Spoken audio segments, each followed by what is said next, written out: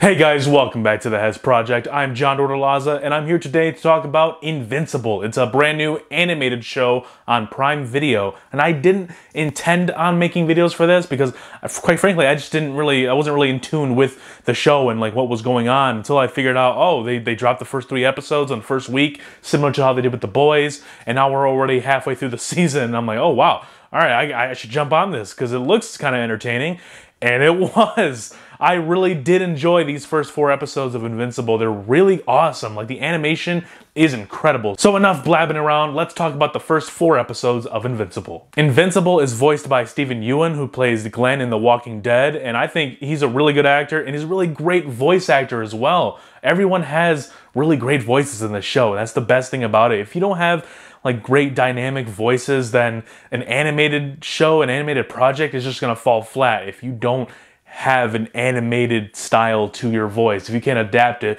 Some people just naturally have it, you know, like Seth Rogen, I would say, and he does, funny enough, he does have a character in the episode 2, I believe, which is probably one of my favorite scenes in the whole show so far. I really did appreciate that. But yeah, there's so many great voice actors in here. We got J.K. Simmons playing Omni-Man, which is Invincible's father. Omni-Man is a really great character in my opinion, and I really did enjoy the little bits of teases of evil that we see in this show. Like in the very beginning, and this is spoilers, guys. If you have not seen Invincible, go check it out because like it's been a while. Like, I just want to talk about the spoilers.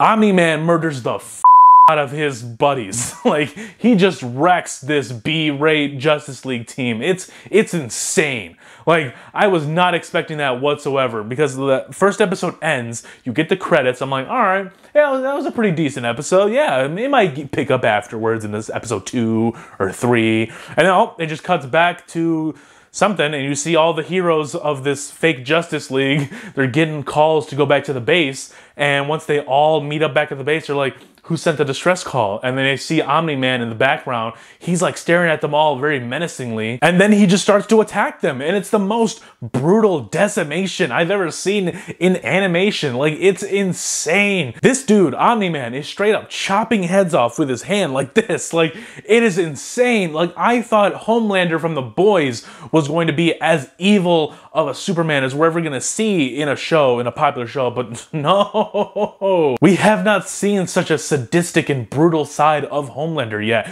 We've gotten teases, you know, of course they had that one scene from The Boys where he was like in the room with all these FBI agents, comes out like a minute later all covered in blood.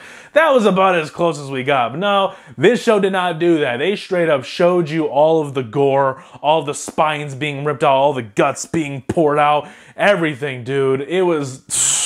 In just this post-credit scene, if you will, or mid-credit scene, Invincible became a top-level player in my mind. It really did. But the best part, aside from the first 4 episodes, let's focus a little bit on Invincible and like his journey throughout the show. In the first 4 episodes, he's learning to become a hero because he hasn't gotten his power yet in the first episode, and his dad is like, don't worry, it'll come, it'll be fine. And there's got to be some connection between Invincible getting his powers for the first time and then all of a sudden Omni-Man's killing his teammates. Like, there's got to be something there. I really liked the connection between Mark and his father, you know, as he's teaching him to become a superhero, not just how to deal with his powers, but the responsibility that comes with it. And that was, you know, it's always in movies and whatnot, all these superhero stuff they do in their own ways, and it's nice to see that it's still kind of refreshing to hear these tropes, these superhero tropes of responsibility and whatnot. They did a nice job with it in the show. Man, even Invincible's outfit's kind of cool. Like, I never thought I would really like yellow, very bright yellow and a baby blue all together, but it just works. I like it. Kind of reminds me of Black Lightning or Static Shock. Even the action in this show is really good. Like, I just recently started getting myself into the DC animated movies, and they're pretty decent. Like, the action is okay, but dude, I think this gives all of those movies a run for their money. I think Invincible has a lot of great things going for it action-wise. The animation is really nice, really beautiful. And like I said, I think the script and the story is really good as well.